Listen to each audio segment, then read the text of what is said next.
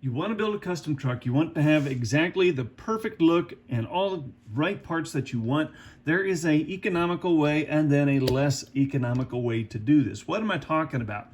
Now you can go out on eBay, you can go to guys like me and buy these parts. Say you want this cabin hood sleeper set. You can buy the hood, and then say you want the white frame. You can go out and buy white frames. They're on eBay. They're, again, from guys like me, rockinghfarmtoys.com. But when you go buying a cab set, and then a frame, and then fenders, and then a grill, all separately, you know, maybe they're different colors, etc., etc. When you start buying those parts individually, you're adding up a ton of money in shipping, and all these individual parts are marked up when they're sold individually rather than on a whole truck. So a typical truck like this will retail for $70. You can easily, if you were to buy these parts individually, or even in groups of 3 or 4, you're still going to pay way more than $70. Here's what I recommend to get around this. One, find the truck that has the most parts on it that you want in a complete unit.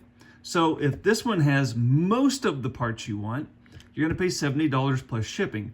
Then go find another truck that has most of the parts you want on it, and then take it apart and swap the parts, combine them, put the leftover parts together, or sell them separately, or put them in your parts bin.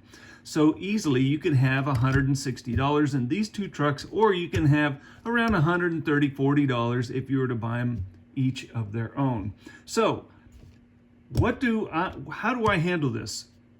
In this example, I've got a project coming up where I need a solid white 389 hood, cab, and sleeper. What I have on hand here at my shop is the black frame that I need, the proper air cans I need, the proper grill, and I have an aftermarket visor that I'm going to be using, plus some leftover exhaust from other projects. That's how I'm going to get around, or that's how I'm going to save a little money by just buying 2 cabs, swapping all the parts that I need, and then adding the details later. All these leftover parts that I'll have, I'm going to flip on eBay because I really never have a need for white frames. So I'm going to turn this on eBay probably. I'll get rid of that white grill on eBay and make some of my money back. You can do the exact same thing because parts like this generally do sell fairly well out on eBay. So you do have a market for them. They may not sell right away, but they will sell. So if you're looking for a more economical way to make your custom truck, here is a more economical way to do it.